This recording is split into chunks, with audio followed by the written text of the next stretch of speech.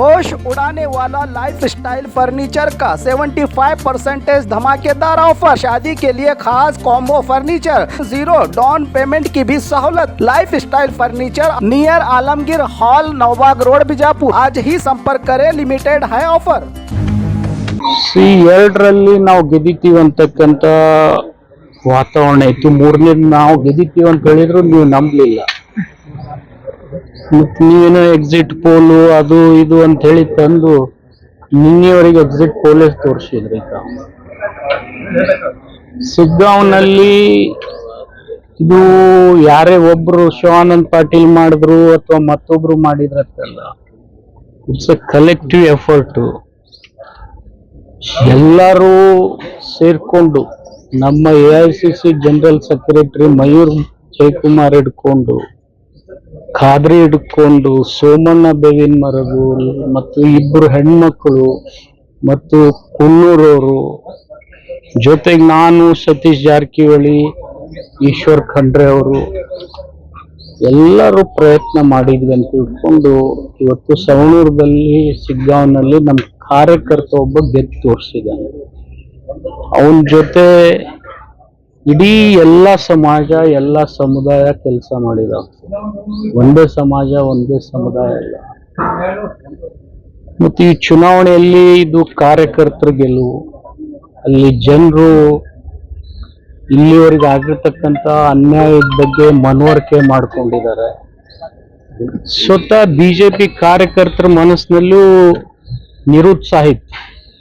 ಯಾಕಂದ್ರೆ ಪ್ರತಿ ಬಾರಿ ಬೊಮ್ಮಾಯಿ ಸಾಹೇಬರು ನೀನ್ ಅಭ್ಯರ್ಥಿ ಅಂತ ಹೇಳಿ ತೋರಿಸಿ ಕನ್ಯಾ ತೋರ್ಸಕ್ ಹೋಗಿ ಇವರೇ ಹೊರ ಆಗಿ ಬಂದ್ಬಿಡ್ತಿದ್ರು.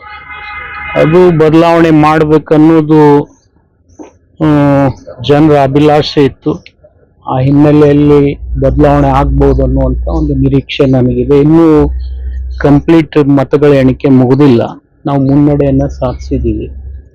ಈ ಸಾಮೂಹಿಕ ನಾಯಕತ್ವ ಕಾಂಗ್ರೆಸ್ನಲ್ಲೂ ಇದೆ, BJPನಲ್ಲೂ ಇದೆ. ಆದ್ರೆ BJPನಲ್ಲಿ ಸ್ವಾರ್ಥ ಇದೆ, ಕಾಂಗ್ರೆಸ್ನಲ್ಲಿ ನಿಸ್ವಾರ್ಥ ಇದೆ.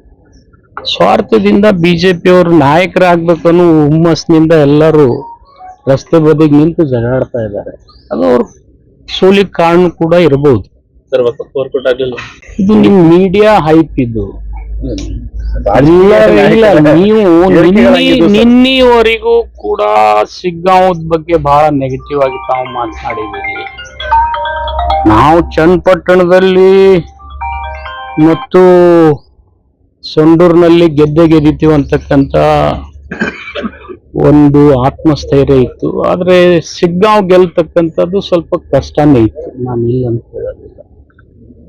ಆದ್ರೆ ಅಲ್ಲಿ ಜನರಿಗೆ ಮನವರಿಕೆ ಮಾಡಿಕೊಟ್ಟು ಕಾರ್ಯಕರ್ತರ ಒಗ್ಗಟ್ಟನ್ನ ಸಾಧಿಸಿ, ಜೊತೆಗೆ 16 ಜನ ಅಭ್ಯರ್ಥಿಗಳಿದ್ರು ನಮ್ಮವ್ರು, ಎಲ್ಲರೂ ಒಗ್ಗಟ್ಟಿನಿಂದ ಕೆಲಸ ಮಾಡಿದ್ದಾರೆ.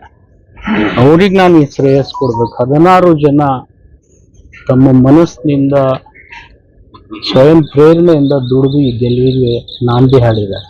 ಈಗ ಆಡಳಿತ ಸರ್ಕಾರದ ಗ್ಯಾರಂಟಿ ಯೋಜನೆಗಳ ವಿಚಾರದಲ್ಲಿ ಕಾಂಗ್ರೆಸ್ ಈಗೂ ಕೂಡ ಸ್ಪಷ್ಟವಾದಂತ ನಿಲುವು ಹೊಂದಿದೆ.